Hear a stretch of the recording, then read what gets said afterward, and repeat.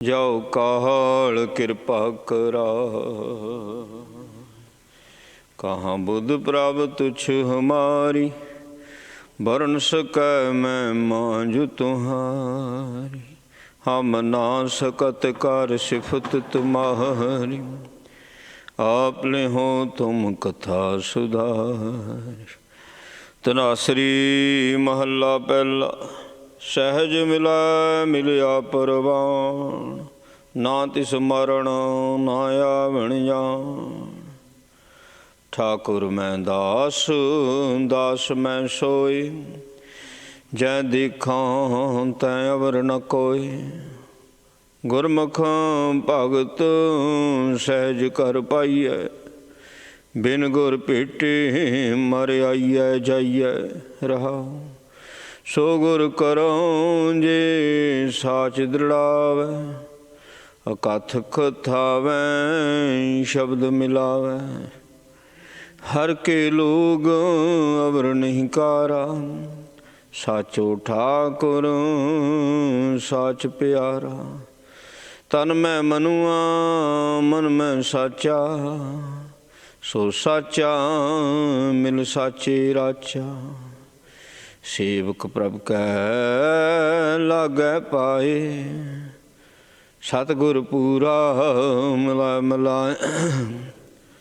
ਆਪ ਦਿਖਾਵੈ ਆਪੇ ਦੇਖੈ, ਹਠ ਨਾ ਭਤੀਜੈ ਨਾ ਬਹੁ ਭਿਖੈ। ਕੜ ਪਾਂਡੇ ਜਿਨ ਅੰਮ੍ਰਿਤ ਪਾਇਆ, ਪ੍ਰੇਮ ਭਗਤ ਪ੍ਰਭ ਮਨ ਪਤੀ ਆਇਆ। ਪੜ ਪੜ ਭੂਲੈ ਝੂਟਾਂ ਖਾਹੇ, ਬਹੁਤ ਸਿਆਣਪ ਆਵੈ ਜਾਹੇ। ਨਾਮ ਜਪੈ ਬਹੁ ਭੋਜਨ ਖਾਹੇ, ਗੁਰਮੁਖ ਸੇਵਕ ਰਹੇ ਸਮਾਏ। ਪੂਜ ਸਿਲਾ ਤੀਰਥ ਬਨ ਬਾਸਾ, ਪਰਮਤ ਡੋਲਤ ਭੈ ਉਦਾਸਾ। ਮਾਨੋ ਮੈਲ ਸੂਚਾ ਕਿਉ ਹੋਏ, ਸਾਚ ਮਿਲੈ ਪਾਵੈ ਪਤ ਸੋਏ। ਆਚਾਰਾਂ ਵਿਚਾਰ ਸ਼ਰੀ, ਆ ਜੁਗਾਰ ਸਹਿਜ ਮਨ ਥੀ। ਪਲ ਪੰਕਜ ਮੈਂ ਕੋਟ ਉਦਾਰੇ, ਕਰ ਕਿਰਪਾ ਗੁਰ ਮੇਲ ਪਿਆਰੇ। ਕਿਸ ਆਗੈ ਪ੍ਰਭ ਤੁਧ ਸਲਾਹੀ, ਤੁਧ ਬਿਨ ਦੂਜਾ ਮੈਂ ਕੋ ਨਾਹੀ। ਜਿਉ ਤੁਧ ਭਾਵੈ ਤਿਉ ਰਾਖ ਰਜਾਏ, ਨਾਨਕ ਸਹਿਜ ਪਾਏ ਗੁਣ ਗਾਏ। ਜਿਉ ਤੁਧ ਭਾਵੈ ਤਿਉ ਰਾਖ ਰਜਾਏ, ਨਾਨਕ ਸਹਿਜ ਪਾਏ ਗੁਣ ਗਾਏ। ਵਾਹਿਗੁਰੂ ਜੀ ਕਾ ਖਾਲਸਾ, ਵਾਹਿਗੁਰੂ ਜੀ ਕੀ ਫਤਿਹ। ਧੰਨ ਧੰਨ ਸਾਹਿਬ ਮਹਾਰਾਜ ਸ਼੍ਰੀ ਗੁਰੂ ਗ੍ਰੰਥ ਸਾਹਿਬ ਜੀਓ। ਸਾਹਿਬਾਂ ਦੀ ਪਾਵਨ ਪਵਿੱਤਰ ਹਜ਼ੂਰੀ ਅੰਦਰ ਜੁੜ ਬੈਠੀ ਗੁਰੂ ਦੇ ਪਿਆਰ ਵਾਲੀ, ਗੁਰੂ ਦੀ ਸਾਜੀ ਨਿਬਾਜੀ ਸਾਧ ਸੰਗਤ ਜੀ। ਸਤਿਗੁਰਾਂ ਦੀ ਅਪਰੰਪਾਰ ਮਿਹਰ ਕਿਰਪਾ ਰਹਿਮਤ ਬਖਸ਼ਿਸ਼ ਦਾ ਸਦਕਾ ਅੰਮ੍ਰਿਤ ਵੇਲੇ ਗੁਰੂ ਚਰਨਾਂ ਵਿੱਚ ਹਾਜ਼ਰੀ ਭਰਨ ਦਾ ਸਮਾਂ ਮਿਲਿਆ ਹੈ।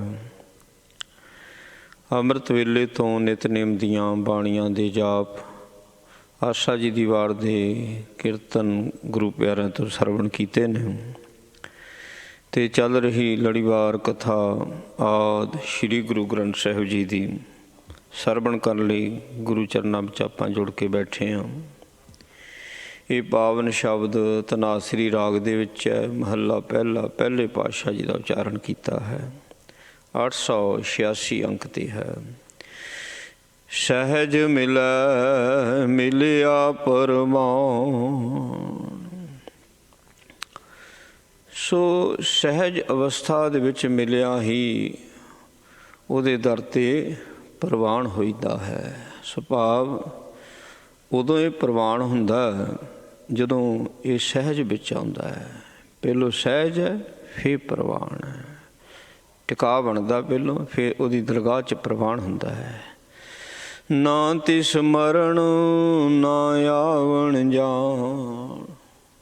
ਜਿਹੜਾ ਸੱਚੇ ਦੀ ਦਰਗਾਹ ਦੇ ਵਿੱਚ ਕਬੂਲ ਹੋ ਗਿਆ, ਪ੍ਰਵਾਨ ਹੋ ਗਿਆ, ਨਾ ਉਸ ਦਾ ਜਨਮ ਹੈ ਨਾ ਉਸ ਦੀ ਮੌਤ ਹੈ, ਭਾਵ ਉਹ 84 ਦੀ ਗੇੜ 'ਚੋਂ ਬਚ ਜਾਂਦਾ ਹੈ। ਠਾਕੁਰ ਮੈਂ ਦਾਸ, ਦਾਸ ਮੈਂ ਸੋਏ, ਠਾਕੁਰ ਮੈਂ ਦਾਸ, ਦਾਸ ਮੈਂ ਸੋਏ। ਮਾਲਕ ਵਿੱਚ ਹੀ ਉਸ ਦਾ ਸੇਵਕ ਹੈ ਤੇ ਸੇਵਕ ਦੇ ਵਿੱਚ ਮਾਲਕ ਹੈ। ਗੁਰੂ ਤੋਂ ਸਿੱਖ, ਸਿੱਖ ਤੋਂ ਗੁਰੂ ਹੈ। ਠਾਕੁਰ ਮੈਂ ਦਾ, ਠਾਕੁਰ ਦੀ ਕਿਰਪਾ ਤੋਂ ਬਿਨਾਂ ਦਾਸ ਥੋੜ੍ਹੀ ਬਣਿਆ ਜਾਂਦਾ ਹੈ। ਜਦੋਂ ਰਹਿਮਤ ਕਰਦਾ ਹੈ, ਬਖਸ਼ਿਸ਼ ਕਰਦਾ ਹੈ, ਫਿਰ ਇਹ ਦਾਸ ਬਣਦਾ ਹੈ, ਸੇਵਕ ਬਣਦਾ ਹੈ। ਤੇ ਜਦੋਂ ਇਹ ਸੇਵਕ ਬਣਦਾ ਤੇ ਸੇਵਕ ਦੇ ਵਿੱਚ ਠਾਕੁਰ ਪ੍ਰਗਟ ਹੋ ਜਾਂਦਾ। ਜਿਵੇਂ ਬੀਜ ਦੇ ਵਿੱਚ ਫਲ ਹੈ ਤੇ ਫਲ ਦੇ ਵਿੱਚ ਬੀਜ ਹੈ। ਸੋ ਬੀਜ ਜਦੋਂ ਧਰਤੀ 'ਤੇ ਬੋਨੇ ਆ ਫਿਰ ਉਹਦਾ ਫਲ ਬਣਦਾ। ਬੀਜ ਆਪਣਾ ਆਪ ਗਵਾਉਂਦਾ, ਫਿਰ ਉਹਦੇ ਵਿੱਚ ਫਲ ਦੇ ਵਿੱਚ ਬੀਜ ਬਣਦਾ। ਠਾਕੁਰ ਦੀ ਕਿਰਪਾ ਦੇ ਨਾਲ ਦਾਸ ਬਣਦਾ ਹੈ। ਜਦੋਂ ਇਹ ਦਾਸਾ ਭਾਵ ਧਾਰਨ ਕਰਕੇ ਬੰਦਗੀ ਕਰਦਾ ਤੇ ਇਹਦੇ ਦਾਸ ਦੇ ਵਿੱਚ ਠਾਕੁਰ ਹੁੰਦਾ, ਫਲ ਦੇ ਵਿੱਚ ਬੀਜ ਹੁੰਦਾ। ਉਹਦੀ ਕਿਰਪਾ ਤੋਂ ਬਿਨਾਂ ਫਲ ਥੋੜ੍ਹੀ ਪ੍ਰਾਪਤ ਹੁੰਦਾ ਹੈ। ਜੈ ਦੇਖਾਂ ਤੈ ਅਵਰ ਨਾ ਕੋਈ, ਜਦੋਂ ਇਹ ਅਵਸਥਾ ਬਣ ਜਾਵੇ ਵੀ ਜੈ ਜੈ ਵੇਖੋ ਤੈ ਹਜ਼ੂਰ, ਵੀ ਜਿੱਧਰ ਵੇਖਦਾ ਰੱਬ ਹੀ ਰੱਬ ਹੈ, ਰੱਬ ਤੋਂ ਬਿਨਾਂ ਹੋਰ ਕੋਈ ਦੂਜਾ ਨਹੀਂ ਹੈ, ਸਮਝ ਲਓ ਫਲ ਪੱਕ ਗਿਆ। ਉਦੋਂ ਇਹ ਰਸ ਗਿਆ, ਪੱਕ ਗਿਆ। ਤੇ ਇਹਦੇ ਵਿੱਚ ਜੋ ਬੀਜ ਆ, ਮਤਲਬ ਠਾਕੁਰ, ਹੁਣ ਇਹਦੇ ਵਿੱਚ ਠਾਕੁਰ ਬੈਠਾ। ਬੀਜ ਹੈ ਜਦੋਂ ਪੱਕੇ ਹੋਏ ਫਲ ਵਿੱਚ ਬੀਜ ਹੁੰਦਾ ਹੈ। ਇਸੇ ਤਰ੍ਹਾਂ ਜਿਹੜਾ ਪੱਕਿਆ ਹੋਇਆ ਸੇਵਕ ਹੈ, ਪਾਕੇ ਛੇਤੀ ਖੇਲ, ਜਿਹੜੇ ਪੱਕੇ ਹੋਏ ਸੰਤ ਨੇ, ਪੱਕੇ ਹੋਏ ਭਗਤ ਨੇ, ਉਹਨਾਂ ਵਿੱਚ ਠਾਕੁਰ, ਉਹਨਾਂ ਵਿੱਚ ਬੀਜ ਆ। ਕਿ ਠਾਕੁਰ ਬੀਜ ਹੈ, ਉਹਦੇ 'ਤੇ ਸਾਰਾ ਕੁਝ ਬਣਦਾ। ਉਹਦੇ ਵੱਲ ਬਖਸ਼ਿਆ ਹੋਇਆ ਮੰਤਰ ਬੀਜ ਮੰਤਰ ਹੈ ਗੁਰਬਾਣੀ ਦਾ। ਹਜ਼ੂਰ ਸੱਚੇ ਪਾਤਸ਼ਾਹ ਕਹਿੰਦੇ ਨੇ, ਕਹਿੰਦੇ ਫਿਰ ਅਵਸਥਾ ਬਣ ਜਾਂਦੀ ਉਹਦੀ ਸੇਵਕ ਦੀ, ਜਿੱਧਰ ਦੇਖਦਾ ਰੱਬ ਦਿਸਦਾ। ਗੁਰਮੁਖ ਭਗਤੂ ਸਹਿਜ ਘਰ ਪਾਈ ਹੈ। ਗੁਰੂ ਦੇ ਦੁਆਰਾ ਜਦੋਂ ਇਹ ਬੰਦਗੀ ਕਰਦਾ, ਭਗਤੀ ਕਰਦਾ ਹੈ, ਜਾਂ ਗੁਰਮਤ, ਗੁਰੂ ਦੀ ਮੱਤ ਲੈ ਕੇ ਜਦੋਂ ਬੰਦਗੀ ਕਰਦਾ ਹੈ, ਇਹ ਸਹਿਜ ਘਰ ਵਿੱਚ ਆਉਂਦਾ ਹੈ। ਇਹਦੀ ਅਵਸਥਾ ਟਿਕਾ ਵਾਲੀ ਅਵਸਥਾ ਬਣਦੀ, ਸਹਿਜ ਘਰ ਪਾਈ ਹੈ।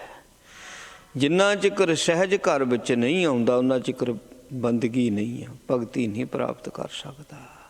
ਬੰਦਗੀ ਹੈ ਹੀ ਹੋਈ ਹੈ ਜਦੋਂ ਇਹ ਸਹਿਜ ਘਰ ਵਿੱਚ ਆਉਂਦਾ ਹੈ। ਬਿਨ ਗੁਰ ਭੇਟੇ ਮਾਰੇ ਆਈਐ ਜਾਈਐ, ਗੁਰੂ ਦੇ ਨਾਲ ਭੇਟ ਹੋਣੀ ਜ਼ਰੂਰੀ ਹੈ। ਤੇ ਸਤਿਗੁਰ ਦੇ ਨਾਲ ਜਿਹੜੀ ਭੇਟ ਹੈ ਉਹ ਸੀਸ ਦੀ ਹੁੰਦੀ ਹੈ। ਸਤਿਗੁਰ ਆਗਿਆ ਸੀਸ ਭੇਟ ਦੇ, ਇਹ ਭੇਟਾ ਆ ਗੁਰੂ ਦੀ। ਭਾਵ ਆਪਾ ਤਿਆਗਣਾ।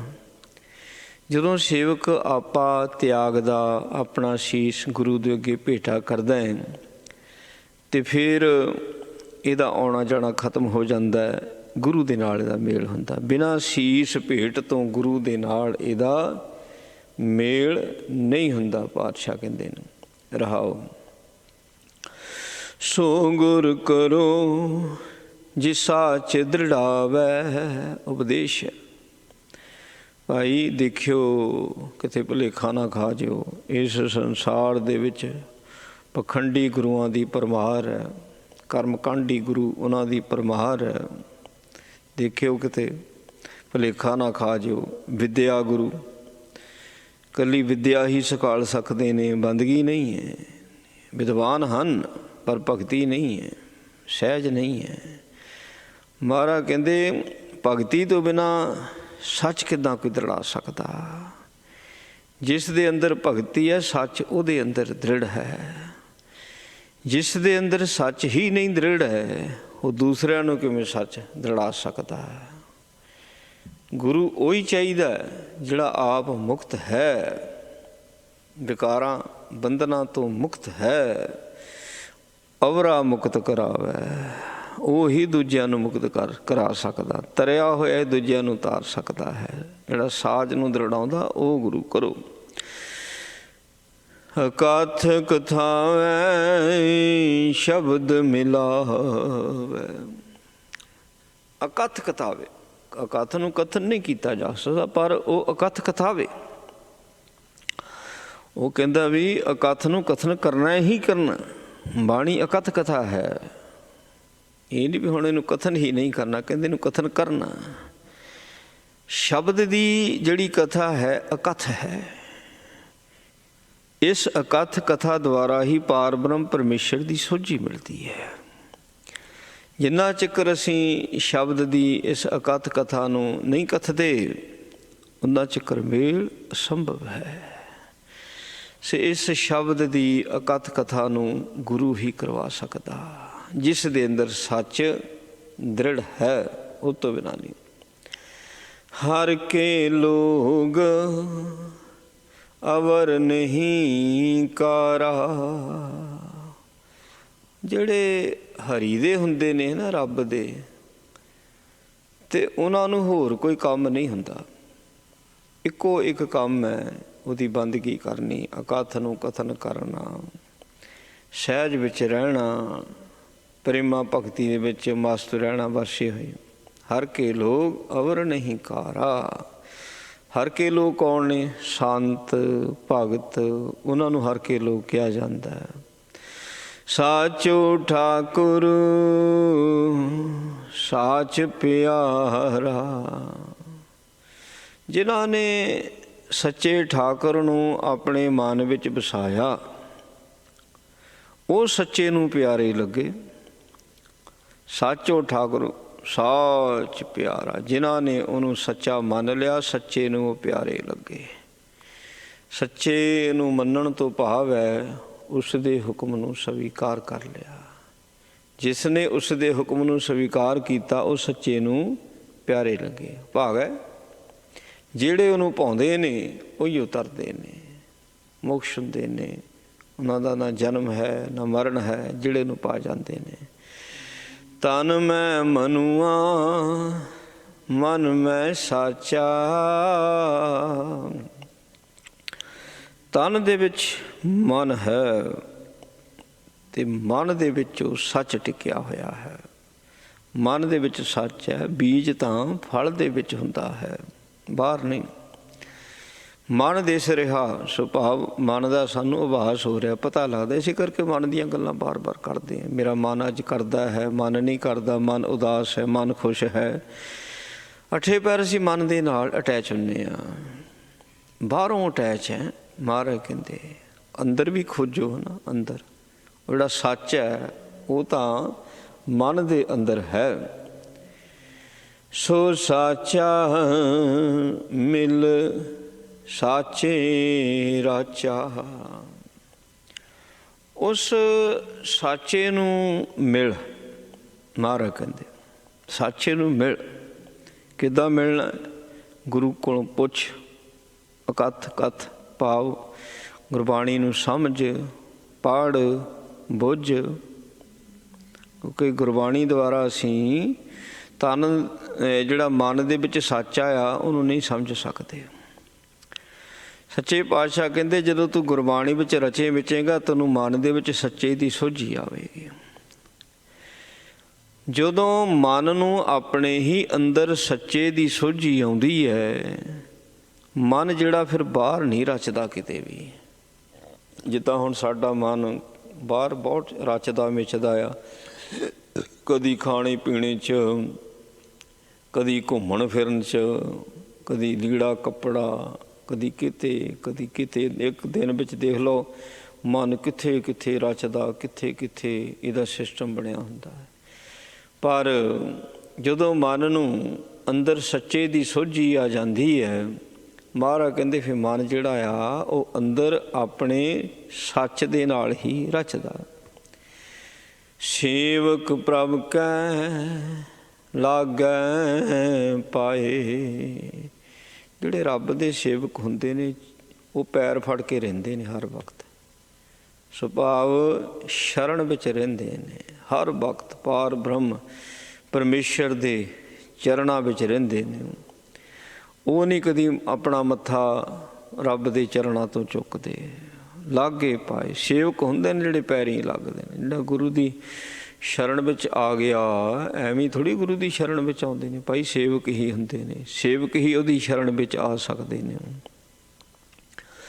ਸਤਿਗੁਰ ਪੂਰਾ ਮਿਲੈ ਮਿਲਾ, ਬਸ ਜਿਹਨੂੰ ਪੂਰਾ ਗੁਰੂ ਮਿਲ ਜਾਂਦਾ ਹੈ ਭਾਈ ਉਹ ਫਿਰ ਨੂੰ ਪੂਰਾ ਕਰ ਦਿੰਦਾ। ਜਿਹੜਾ ਪੂਰਾ ਹੁੰਦਾ ਹੈ ਉਹ ਪੂਰੇ ਨਾਲ ਮਿਲਦਾ ਹੈ। ਆ ਗੁਰੂ ਦਾ ਤਰੀਕਾ ਆ ਰੱਬ ਦੇ ਨਾਲ ਮਿਲਣ ਦਾ। ਜਗਿਆਸੂ ਨੂੰ ਪਹਿਲੋਂ ਜਗਿਆਸੂ ਨੂੰ ਪੂਰਾ ਕਰਨਾ, ਜਦੋਂ ਪੂਰਾ ਹੋ ਗਿਆ ਫਿਰ ਰੱਬ ਦੇ ਨਾਲ ਉਹਦਾ ਮਿਲਾਪ ਕਰਾ ਦੇਣਾ। ਆਪ ਦਿਖਾਵੇ ਆਪੇ ਦੇਖੈ, ਜਿਹੜਾ ਤਨ ਦੇ ਵਿੱਚ ਮਨ ਹੈ ਤੇ ਮਨ ਦੇ ਵਿੱਚ ਸੱਚਾ ਹੈ।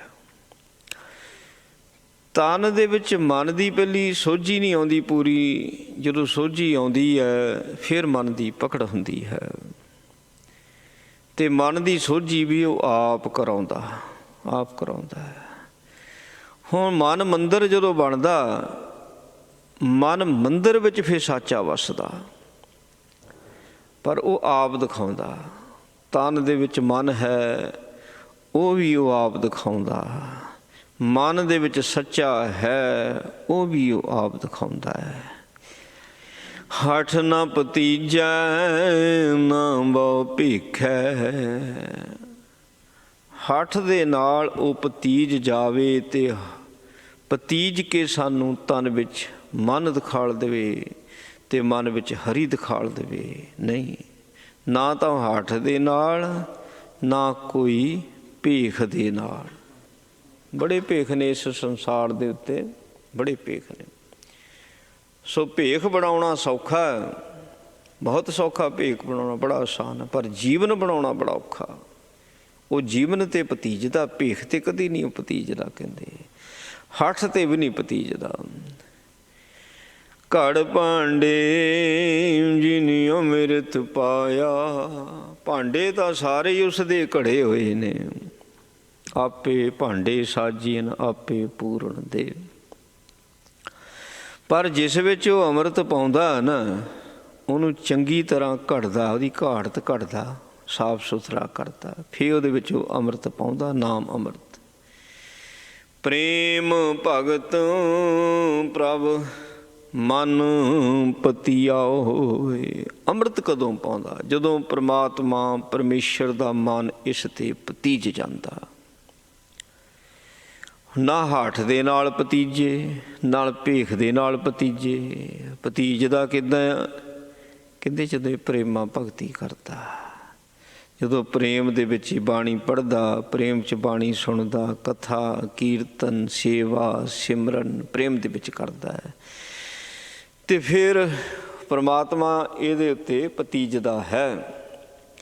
ਪੜ੍ਹ ਪੜ੍ਹ ਭੁੱਲ ਹੈ ਝੋਟਾਂ ਖਾਹੇ। ਪੜ੍ਹਨੇ ਵਾਲੇ ਤਾਂ ਬਹੁਤ ਨੇ, ਭੁੱਲ ਜਾਂਦੇ ਨੇ, ਪੜ੍ਹੀ ਜਾਣਗੇ, ਪਰ ਉਸ ਵਿੱਚ ਮਹਾਰਾਜ ਨੇ ਉਪਦੇਸ਼ ਕੀ ਦਿੱਤਾ? ਕਿੱਦਾਂ ਬੋਲਣਾ, ਕਿੱਦਾਂ ਸੁਣਨਾ, ਉੱਠਣਾ ਕਿੱਦਾਂ, ਬੈਠਣਾ ਕਿੱਦਾਂ, ਕੀ ਲੈਣਾ ਕੀ ਛੱਡਣਾ। ਮਹਾਰਾਜ ਨੇ ਜੀਵਨ ਨੂੰ ਘੜਨ ਬਾਰੇ ਉਪਦੇਸ਼ ਦਿੱਤਾ ਵੀ ਇੱਦਾਂ ਜੀਵਨ ਘੜਿਆ ਜਾਂਦਾ। ਬਸ ਪੜ੍ਹ ਛੱਡਿਆ ਤੇ ਵਿਚਾਰ ਨਹੀਂ ਕੀਤੀ, ਜਿਹਦੇ ਕਰਕੇ ਭੁੱਲ ਗਏ ਵੀ ਮਹਾਰਾਜ ਨੇ ਕੀ ਲਿਖਿਆ ਸੀ, ਕੀ ਕਿਹਾ ਸੀਗਾ। ਤਦੇ ਮਹਾਰਾਜ ਕਹਿੰਦੇ ਨੇ ਪੜ੍ਹ ਪੜ੍ਹ ਭੁੱਲੈ। ਜੇ ਪੜ੍ਹਿਆ ਹੀ ਹੈ ਵਿਚਾਰਿਆ ਨਹੀਂ, ਉਹ ਭੁੱਲ ਜਾਂਦੇ ਨੇ। ਸਮਾਂ ਤਾਂ ਉਨਾ ਕੀ ਹੁੰਦਾ, ਚਾਹੇ ਭੁੱਲ ਕੇ ਗਵਾ ਦਿਓ ਚਾਹੇ ਸਮਝ ਕੇ ਗਵਾ ਦਿਓ। ਸਮਝ ਕੇ ਬਤੀਤ ਕੀਤਾ ਸਮਾਂ ਤਾਂ ਨਹੀਂ ਗਵਾਇਆ ਜਾਂਦਾ ਹੈ।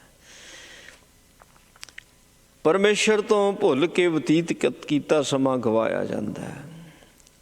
ਭੁੱਲਿਆ ਹੋਇਆ ਹੀ ਫਿਰ ਵਿਕਾਰਾਂ ਦੀਆਂ ਚੋਟਾਂ ਖਾਂਦਾ। ਇੱਥੇ ਵੀ ਚੋਟਾਂ ਹੀ ਖਾਂਦਾ ਸੰਸਾਰ ਵਿੱਚ। ਬੰਦਾ ਜਦੋਂ ਦੁੱਖ ਦੇ ਵਿੱਚ ਹੈ, ਗਮ ਦੇ ਵਿੱਚ ਹੈ, ਫਿਕਰ ਦੇ ਵਿੱਚ ਹੈ, ਤੇ ਚੋਟਾਂ ਹੀ ਹੈ। ਉਹ ਕੀ ਹੈ? ਤੇ ਦਰਗਾਹ ਵਿੱਚ ਵੀ ਚੋਟਾਂ ਹੀ ਖਾਂਦਾ ਹੈ ਜਦੋਂ ਦਰਗਾਹ ਵਿੱਚ ਚਲੇ ਜਾਂਦਾ। ਬਹੁਤ ਸਿਆਣਪ ਆਵੇ ਜਾਹੇ, ਬੰਦਗੀ ਤੋਂ ਬਿਨਾ ਅਗਰ ਇਹ ਹੁਣ ਕਹੀਏ ਵੀ ਵਿਚਾਰ ਵਾਲਾ ਸੁੱਖ ਪਾ ਲੈਂਦਾ। ਮਹਾਰਾਜ ਕਹਿੰਦੇ ਜੇ ਵਿਚਾਰਵਾਨ ਆ ਤੇ ਅਮਲ ਨਹੀਂ ਕਰਦਾ, ਸੋਝੀ ਪੈ ਗਈ, ਵਿਦਵਾਨ ਬਣ ਗਿਆ। ਵਿਦਵਾਨ ਬਣ ਗਿਆ, ਬੜੇ ਗ੍ਰੰਥ ਪੜ੍ਹ ਲੈ, ਕਹਿੰਦੇ ਵਿਦਵਾਨ ਹੈ, ਪਰ ਅਮਲੀ ਜੀਵਨ ਨਹੀਂ ਹੈ। ਮਹਾਰਾਜ ਕਹਿੰਦੇ ਫਿਰ ਵੀ ਆਉਣਾ ਜਾਣਾ ਇਹ ਬਣਿਆ ਰਹਿਣਾ, ਕਦੀ ਜੰਮੇਗਾ ਕਦੀ ਇਹ ਮਰੇਗਾ। ਨਾਮ ਜਪੈ ਭਉ ਭੋਜਨ ਖਾਏ। ਸੋ ਨਾਮ ਜਪਣਾ ਪਵੇਗਾ, ਫੇਰ ਗੱਲ ਬਣਨੀ ਹੈ। ਜਿਹੜਾ ਨਾਮ ਹੈ ਇਹੀ ਭੋਜਨ ਹੈ, ਇਹ ਸੱਚ ਦਾ ਭੋਜਨ ਹੈ। ਨਾਮ ਤਾਂ ਜਪਣੇ ਵਾਲੇ ਬੜੇ ਨੇ ਤੇ ਸਾਰੇ ਭੋਜਨ ਖਾਂਦੇ ਨਹੀਂ। ਮਹਾਰਾਜ ਸੱਚੇ ਪਾਤਸ਼ਾਹ ਕਹਿੰਦੇ ਜਿਨ੍ਹਾਂ ਦੇ ਅੰਦਰ ਭਾਵ ਹੈ, ਭਾਵਨਾ ਹੈ, ਪਰਮੇਸ਼ਰ ਦੇ ਪ੍ਰਤੀ ਡਰ ਹੈ, ਅਦਬ ਹੈ, ਸਤਿਕਾਰ ਹੈ, ਸੋ ਉਹਨਾਂ ਦਾ ਨਾਮ ਜਿਹੜਾ ਆ ਉਹ ਭੋਜਨ ਬਣਦਾ ਹੈ। ਭਾਵ ਦੇ ਵਿੱਚ, ਭਾਵਨਾ ਵਿੱਚ ਜਦੋਂ ਨਾਮ ਜਪਦਾ, ਮੰਨ ਲਓ ਸੱਚ ਦਾ ਭੋਜਨ ਖਾਂਦਾ ਹੈ।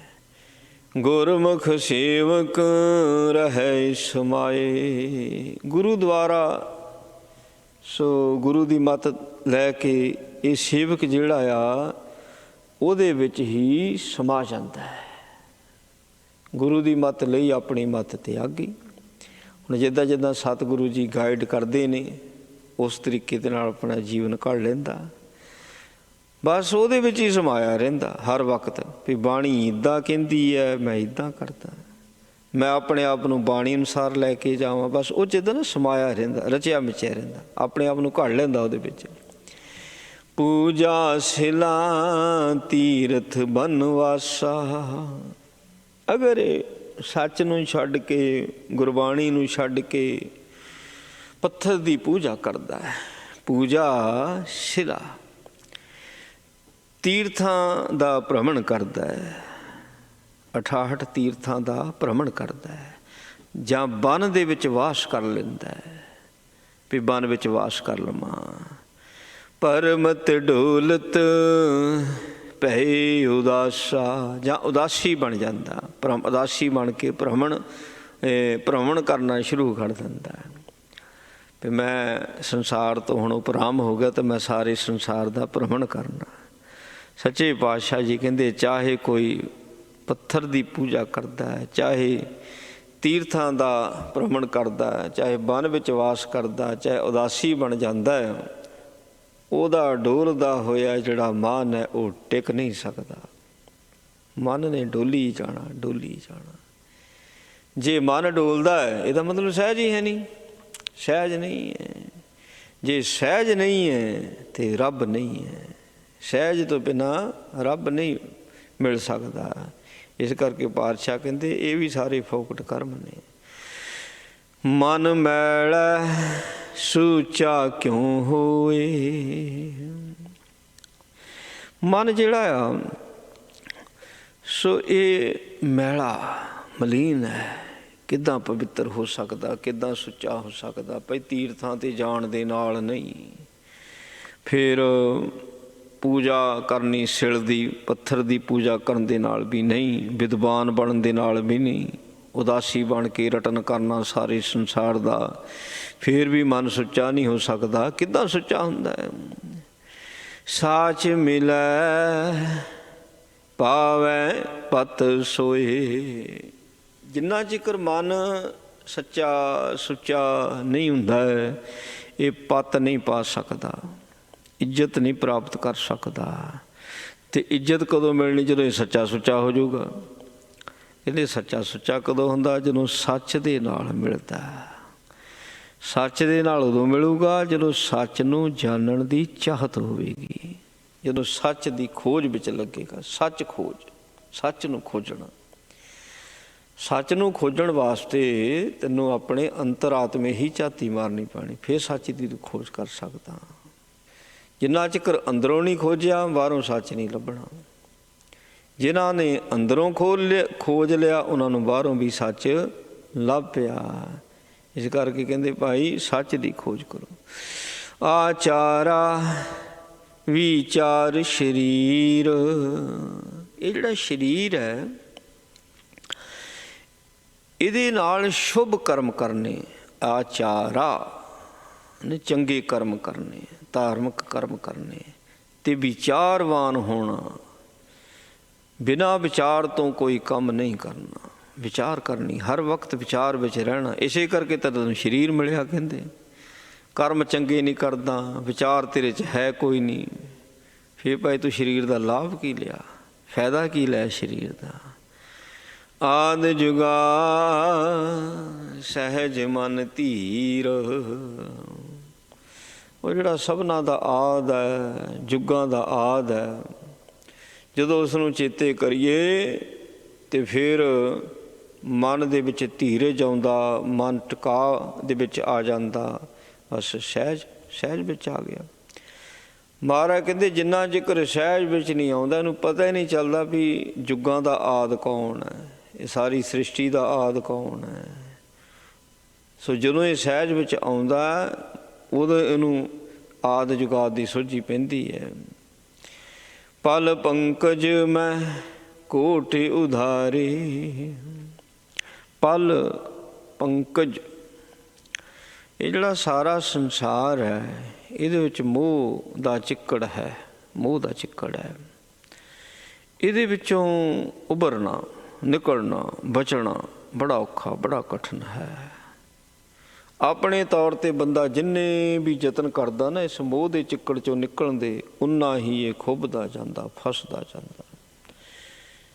ਪਰ ਜੇ ਸਤਿਗੁਰੂ ਦਾ ਸਹਾਰਾ ਲੈਂਦਾ ਹੈ, ਮਹਾਰਾਜ ਇੱਕ ਪਲ ਦੇ ਵਿੱਚ ਇਸ ਚਿੱਕੜ 'ਚੋਂ ਇਸ ਨੂੰ ਬਾਹਰ ਕੱਢ ਦਿੰਦੇ ਜੀ। ਇੱਕ ਪਲ ਦੇ ਵਿੱਚ ਕਰ ਕਿਰਪਾ ਗੁਰ ਮੇਲ ਪਿਆਰੇ, ਪੂਰਾ ਗੁਰੂ ਹੀ ਚਿੱਕੜ 'ਚੋਂ ਬਾਹਰ ਕੱਢ ਸਕਦਾ, ਇਸ ਮੋਹ ਦੇ ਚਿੱਕੜ 'ਚੋਂ। ਪੂਰਾ ਗੁਰੂ ਕਿਹਨਾਂ ਨੂੰ ਮਿਲਦਾ? ਮਹਾਰਾਜ ਸੱਚੇ ਪਾਤਸ਼ਾਹ ਕਹਿੰਦੇ ਜਿਨ੍ਹਾਂ 'ਤੇ ਉਹ ਕਿਰਪਾ ਕਰਦਾ ਹੈ। ਜਿਨ੍ਹਾਂ 'ਤੇ ਕਿਰਪਾ ਹੋ ਜਾਂਦੀ ਹੈ ਉਹ ਗੁਰੂ ਦਾ ਲੜ ਪਕੜ ਲੈਂਦੇ ਨੇ, ਅਤੇ ਸਤਿਗੁਰੂ ਜੀ ਇੱਕ ਸੈਕਿੰਡ ਦੇ ਵਿੱਚ, ਪਲ ਦੇ ਵਿੱਚ ਹੀ ਇਸ ਨੂੰ ਇਸ ਮੋਹ ਦੇ ਚਿੱਕੜ 'ਚੋਂ ਬਾਹਰ ਕੱਢ ਦਿੰਦੇ ਨੇ। ਕਿਸੇ ਆਗੈ ਪ੍ਰਭ ਤੁਧ ਸਲਾਹੀ, ਹੇ ਪਰਮਾਤਮਾ ਪਰਮੇਸ਼ਰ, ਸੋ ਮੈਂ ਕਿਹਦੇ ਅੱਗੇ ਤੇਰੀ ਸਿਫਤ ਸਲਾਹ ਕਰਾਂ। ਕਿਸੇ ਆਗੈ ਪ੍ਰਭ ਤੁਧ ਸਲਾਹੀ, ਕਿਹਨੂੰ ਸੁਣਾਵਾਂ ਤੇਰੀ ਸਿਫਤ, ਕਿਹਨੂੰ ਸੁਣਾਵਾਂ। ਜਦੋਂ ਮੈਂ ਵੇਖਦਾ ਨਾ ਅੰਤਰਾਤਮੇ, ਤੁਧ ਬਿਨ ਦੂਜਾ ਮੈਂ ਕੋ ਨਾਹੀ, ਮੈਨੂੰ ਤਾਂ ਤੇਰੇ ਤੋਂ ਬਿਨਾਂ ਹੋਰ ਕੋਈ ਦੂਜਾ ਦਿਸਦਾ ਹੀ ਨਹੀਂ ਹੈ। ਭਾਵ ਹੁਣ ਮੇਰੇ ਵਿੱਚ ਵੀ ਤੂੰ ਬੈਠਾ, ਦੂਜਿਆਂ ਵਿੱਚ ਵੀ ਤੂੰ ਬੈਠਾ, ਮੈਂ ਤੇਰੀ ਸਿਫਤ ਕਿਹਨੂੰ ਸੁਣਾਵਾਂ। ਇਹਦਾ ਮਤਲਬ ਇਹੀ ਹੋਇਆ ਆਪਣੀ ਸਿਫਤ ਤੂੰ ਆਪ ਹੀ ਕਰਦਾ ਹੈ, ਆਪ ਹੀ ਸੁਣਦਾ ਹੈ, ਆਪ ਹੀ ਤੂੰ ਬੰਦਗੀ ਕਰਦਾ ਹੈ, ਆਪ ਹੀ ਬੰਦਗੀ ਕਰਾਉਂਦਾ ਹੈ। ਆਪਣਾ ਨਾਮ ਆਪ ਹੀ ਜਪਦਾ, ਆਪ ਹੀ ਬਾਣੀ ਪੜ੍ਹਦਾ, ਆਪ ਹੀ ਸੁਣਦਾ ਹੈ। ਆਪੇ ਗੁਰ ਚੇਲਾ ਹੈ ਆਪੇ। ਸੋ ਐਸੀ ਅਵਸਥਾ ਤੂੰ ਮੇਰੀ ਹੁਣ ਬਣਾ ਦਿੱਤੀ ਹੈ, ਤੇਰੇ ਤੋਂ ਬਿਨਾਂ ਮੈਨੂੰ ਹੋਰ ਕੋਈ ਦੂਜਾ ਨਜ਼ਰ ਹੀ ਨਹੀਂ ਆਉਂਦਾ। ਜਿਉਂ ਤੁਧ ਭਾਵੇਂ ਤਿਉਂ ਰਾਖ ਰਜਾਏ, ਨਫਾ ਵੀ ਤੇਰਾ, ਨੁਕਸਾਨ ਵੀ ਤੇਰਾ, ਮਾਣ ਵੀ ਤੇਰਾ, ਅਪਮਾਨ ਵੀ ਤੇਰਾ। ਪ੍ਰਭ ਜੂ ਤੋ ਕੈ ਲਾਜ ਹਮਾਰੀ, ਸ਼ਰਨ ਪਰੇ ਕੀ ਰਾਖੋ ਸ਼ਰਮਾ। ਸੱਚੇ ਪਾਤਸ਼ਾਹ ਲਾਜ ਤਾਂ ਤੈਨੂੰ ਹੀ ਹੈ, ਕਿਉਂਕਿ ਤੇਰਾ ਹਾਂ, ਮੇਰੇ ਵਿੱਚ ਤੇਰੀ ਜੋਤ ਹੈ। ਸੋ ਇਸ ਕਰਕੇ ਸੋ ਜਿੱਦਾਂ ਹੁਣ ਤੈਨੂੰ ਚੰਗਾ ਲੱਗਦਾ, ਜਿੱਦਾਂ ਕੋਈ ਬੰਦਾ ਆਪਣੇ ਆਪ ਨੂੰ ਰੱਖਦਾ, ਜਿੱਦਾਂ ਉਹਨੂੰ ਚੰਗਾ ਲੱਗਦਾ ਉਸ ਤਰੀਕੇ ਦੇ ਨਾਲ ਉਹਦਾ ਟਾਈਮ ਟੇਬਲ ਹੁੰਦਾ ਹਰੇਕ ਬੰਦੇ ਦਾ। ਜੋ ਉਹਨੂੰ ਖਾਣ ਪੀਣ ਨੂੰ ਚੰਗਾ ਲੱਗਦਾ ਉਹ ਖਾਂਦਾ ਪੀਂਦਾ, ਜਿੱਦਾਂ ਦੇ ਕੱਪੜੇ ਚੰਗੇ ਲੱਗਦੇ ਉੱਦਾਂ ਦੇ ਕੱਪੜੇ ਪਾਉਂਦਾ, ਕਿੰਨੇ ਵਜੇ ਸੌਣਾ ਕਿੰਨੇ ਵਜੇ ਉੱਠਣਾ, ਜੋ ਉਹਨੂੰ ਭਾਉਂਦਾ ਬੰਦਾ ਕਰਦਾ, ਕਿਉਂਕਿ ਉਹਨੂੰ ਭਾ ਰਿਹਾ ਹੈ। ਮੇਰੀ ਆਪਣੀ ਮਰਜ਼ੀ ਖਤਮ ਹੈ। ਹੁਣ ਜਿੱਦਾਂ ਤੈਨੂੰ ਆਪਣੇ ਆਪ ਨੂੰ ਭਾਉਂਦਾ ਇੱਦਾਂ ਮੈਨੂੰ ਰੱਖ ਲਾ। ਜੇ ਤੂੰ ਮੇਰੇ ਕੋਲ ਬੰਦਗੀ ਕਰਾਉਣੀ ਹੈ ਬੰਦਗੀ ਕਰਾ, ਨਹੀਂ ਕਰਾਉਣੀ ਨਾ ਕਰਾ। ਜਿਹੜਾ ਗੁਲਾਮ ਹੁੰਦਾ ਮੁੱਲ ਖਰੀਦੀ ਲਾਲਾ ਗੋਲਾ, ਉਹਦੀ ਆਪਣੀ ਤਾਂ ਕੋਈ ਮਰਜ਼ੀ ਨਹੀਂ ਹੁੰਦੀ, ਗੁਲਾਮ ਦੀ ਆਪਣੀ ਮਰਜ਼ੀ ਨਹੀਂ। ਜੇ ਆਪਣੀ ਮਰਜ਼ੀ ਹੈ ਤਾਂ ਗੁਲਾਮ ਨਹੀਂ, ਫਿਰ ਗੁਲਾਮ ਨਹੀਂ ਹੁੰਦਾ। ਅਤੇ ਹੁਣ ਤਾਂ ਮੈਂ ਤੇਰਾ ਗੁਲਾਮ ਬਣ ਗਿਆ। ਕਿਉਂ? ਕਿਉਂਕਿ ਤੂੰ ਮੈਨੂੰ ਸੋਝੀ ਦੇ ਦਿੱਤੀ, ਤੇਰੇ ਤੋਂ ਬਿਨਾਂ ਦੂਜਾ ਕੋਈ ਨਹੀਂ ਹੈ। ਜਿੱਦਾਂ ਤੂੰ ਚਾਹੇ ਜਿਉਂ ਭਾਵੈ ਤਿਉਂ ਰਾਖ ਲੈ, ਹਮ ਸ਼ਰਨ ਪ੍ਰਵਾਏ ਰਾਮ ਰਾਜੇ। ਜਿਸ ਵੀ ਅਵਸਥਾ ਵਿੱਚ ਰੱਖਣਾ, ਭੁੱਖਾ ਰੱਖਣਾ, ਰਾਜਾ ਬਣਾਉਣਾ, ਭਿਖਾਰੀ ਬਣਾਉਣਾ, ਮੂਰਖ ਬਣਾਉਣਾ, ਪੰਡਿਤ ਬਣਾਉਣਾ, ਜਿੱਦਾਂ ਵੀ ਰੱਖਣਾ ਤੂੰ ਰੱਖ ਲੈ। ਇਹ ਅਵਸਥਾ ਬੜੀ ਵੱਡੀ ਆ, ਆਮ ਨਹੀਂ ਕਿਸੇ 'ਤੇ ਆ ਸਕਦੀ। ਸੋ ਇਹ ਉਹ 'ਤੇ ਆਉਂਦੇ ਜਿਹਨੂੰ ਆਪਣੇ 'ਚੋਂ ਵੀ ਅਤੇ ਦੂਜਿਆਂ 'ਚੋਂ ਵੀ ਉਹਦੀ ਜੋਤ ਦੇ ਦਰਸ਼ਨ ਹੁੰਦੇ ਨੇ, ਉਹਦੇ 'ਤੇ ਅਵਸਥਾ ਆਉਂਦੀ ਹੈ। ਨਾਨਕ ਸਹਿਜ ਭਾਏ ਗੁਣ ਗਾਏ। ਨਾਨਕ ਜੀ ਕਹਿ ਰਹੇ ਨੇ, ਭਾਵ ਸਤਿਗੁਰੂ ਜੀ ਮਹਾਰਾਜ ਬਚਨ ਕਰਦੇ ਨੇ, ਜਿਹੜੀ ਸਹਿਜ ਦੀ ਅਵਸਥਾ ਹੈ, ਟਿਕਾ ਦੀ ਅਵਸਥਾ ਹੈ, ਜਦੋਂ ਇਹ ਅਫੁਰ ਵਿੱਚ ਚਲੇ ਜਾਂਦਾ, ਸੁਨ ਮੰਡਲ ਵਿੱਚ ਚਲੇ ਜਾਂਦਾ। ਸੁਨ ਮੰਡਲ ਵਿੱਚ ਜੋਗੀ ਹੀ ਬੈਠ ਸਕਦਾ ਹੈ। ਜਿੰਨਾ ਚਿਕਰ ਜੁੜਦਾ ਨਹੀਂ ਉਨਾ ਚਿਕਰ ਸਹਿਜ ਨਹੀਂ। ਜੇ ਜੋਗੀ ਨਹੀਂ ਬਣਦਾ ਤਾਂ ਸਹਿਜ ਨਹੀਂ ਹੈ। ਸੋ ਜੇ ਇਹਨੂੰ ਜੁੜਨਾ ਆ ਗਿਆ, ਜੋਗੀ ਬਣ ਗਿਆ ਅਤੇ ਸਹਿਜ ਹੋ ਗਿਆ।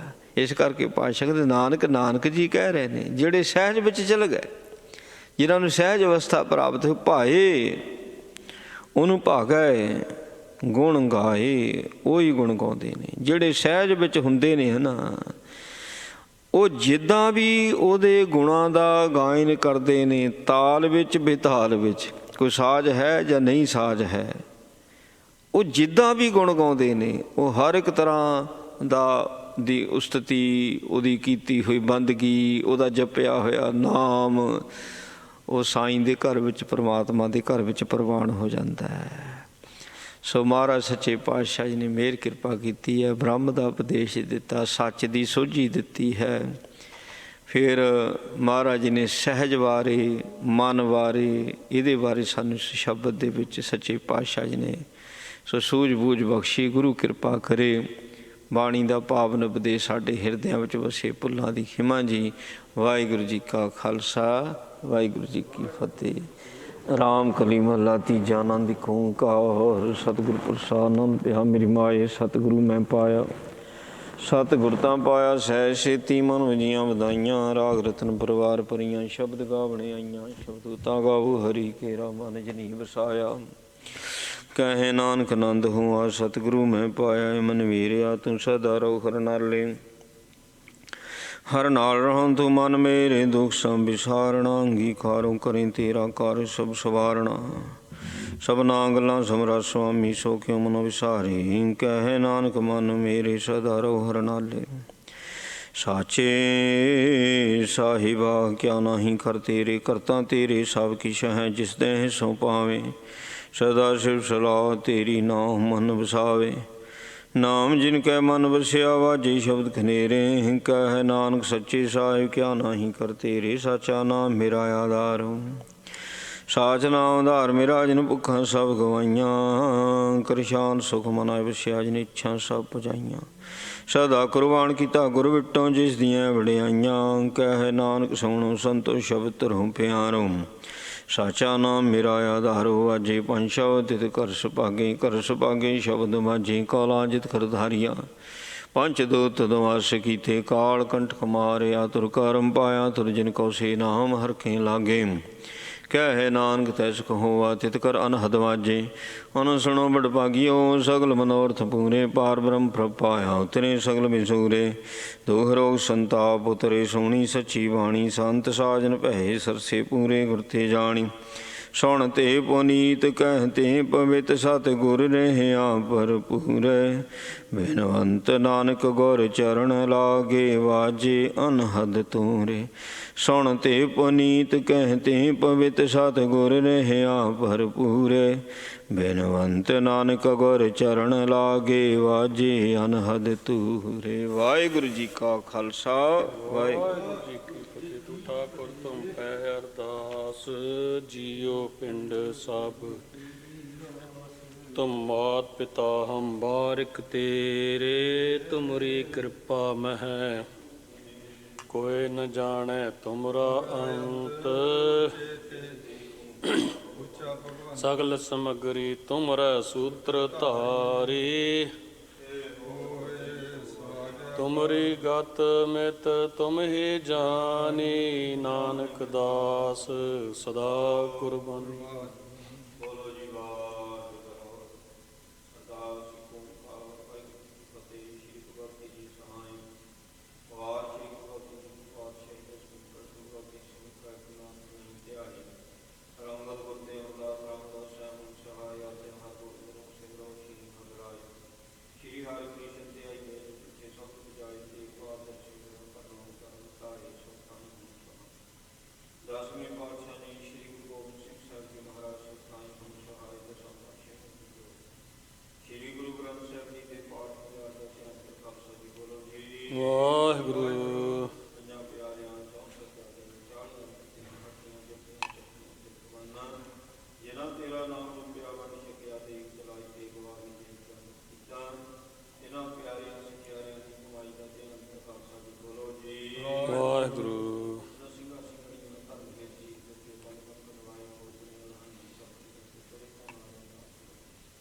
ਗੁਰਦੁਆਰਿਆਂ ਦੀ ਸੇਵਾ ਲਈ ਕੁਰਬਾਨੀਆਂ ਕੀਤੀਆਂ ਧਰਮ ਦਿਖਾਰਿਆਂ ਸਿੱਖੀ ਸਦਕ ਇਹਨਾਂ ਸਮੂਹ ਸ਼ਹੀਦਾਂ ਦੀ ਕਮਾਈ ਦਾ ਧਿਆਨ ਖਾਲਸਾ ਜੀ। ਬੋਲੋ ਜੀ ਵਾਹਿਗੁਰੂ। ਗੁਰਦੁਆਰਿਆਂ ਦਾ ਧਿਆਨ ਖਾਲਸਾ ਜੀ। ਬੋਲੋ ਜੀ ਵਾਹਿਗੁਰੂ।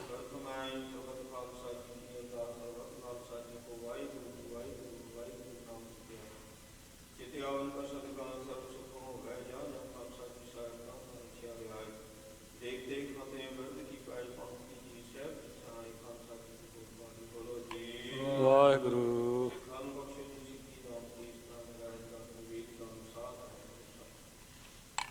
ਦਾਨਾ ਸਿਰਦਾਨ ਨਾਮਦਾਨ ਸ਼੍ਰੀ ਅੰਮ੍ਰਿਤਸਰ ਸਾਹਿਬ ਜੀ ਦੇ ਦਰਸ਼ਨ ਇਸ਼ਨਾਨ ਤੋਂ ਧਰਮ ਕਾ ਜੈਕਾਰ। ਬੋਲੋ ਜੀ ਵਾਹਿਗੁਰੂ। ਸਿੱਖਾਂ ਦਾ ਮਨ ਨੀਵਾਂ ਮਨ ਉੱਚੀ ਮਨ ਭਗਤੀ ਰੱਖਿਆ। ਦੀਨ ਦਿਆਲ ਸੱਚੇ ਪਾਤਸ਼ਾਹ ਭਾਰਤ ਦੀ ਆਮਦ ਦੀ ਪਾਰ ਨੇ ਉਹਦਾ ਸਦਕਾ ਅੰਮ੍ਰਿਤ ਵੇਲੇ ਦੀਵਾਨ ਸਜੇ ਦੀਵਾਨਾਂ ਅੰਦਰ ਪ੍ਰੇਮ ਦੀਆਂ ਬਾਣੀਆਂ ਦੇ ਜਾਪ ਹੋਇਆ। ਸੱਚ ਦੀ ਸ਼ਬਦ ਵਿਚਾਰ ਹੋਈ। ਆਨੰਦ ਸਾਹਿਬ ਦੇ ਸ਼ਿਵ ਪੌੜੀਆਂ ਦੇ ਜਾਪ ਨੇ ਕਰਾਈ। ਬਾਣੀ ਦਾ ਭਾਗ ਮੈਨੂੰ ਸੰਤਾਂ ਬਖਸ਼ਣਾ ਤੇ ਪ੍ਰਭਾਵਿਤ ਵੱਧ ਸੰਗਤਾਂ ਦੀਆਂ ਭਾਵਨਾਵਾਂ ਤੋਂ ਗਰੀਬ ਪਾਤਸ਼ਾਹ ਸੋਚ ਉਤਰਾਵਣ ਲਾਭ ਵਕਤੇ ਜੀ ਪਾਵਨ ਹੁਕਮ ਸੰਤਾਂ ਸੈਨ ਚੜ੍ਹਦੀ ਕਲਾ ਤੇਰੇ ਭਾਣੇ ਸਰਬੱਤ ਦਾ ਵਾਹਿਗੁਰੂ ਜੀ ਕਾ ਖਾਲਸਾ ਵਾਹਿਗੁਰੂ ਜੀ ਕੀ ਫਤਿਹ। ਤਵੇ ਚਲਾਇਓ ਪੰਥ ਗੁਰੂ ਮਾਨਿਓ ਗ੍ਰੰਥ। ਪ੍ਰਗਟ ਗੁਰਾਂ ਕੀ ਦੇਹ ਹੋ ਸ਼ਬਦ ਮੈਲੇ। ਆਕੀ ਰਹੇ ਨਾ ਕੋਏ ਬਚੇ ਸ਼ਰਨ ਜੋ ਹੋਏ। ਚਿਤ ਸੋਤਰੇ ਪਾਰ ਗੁਰ ਪਾਰ ਉਤਾਰਨ ਹਾਰ। ਕਲਗੀ ਸੋਹੇ ਸੀਸ ਕਲਗੀ ਧਾਰ ਜਗਦੀਸ਼। ਸਤਿ ਸ੍ਰੀ ਅਕਾਲ। ਵਾਹਿਗੁਰੂ ਜੀ ਕੀ ਫਤਿਹ।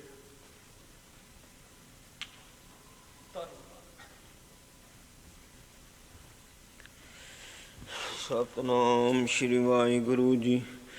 ਤੁਰ ਕੀ ਬਾਣੀ ਆਈ ਤਿਨ ਸਗਲੀ ਚਿੰਤ ਮਿਟਾਈ। ਦਿਆਲ ਪੁਰਖ ਮਿਹਰਬਾਨਾ ਹਰ ਨਾਨਕ ਸਾਚ ਬਖਾਨਾ। ਸੋ ਕਹੁ ਟਲ ਗੁਰ ਸੇਵੀਐ, ਅਹਨਿਸ ਸਹਿਜ ਸੁਭਾਏ।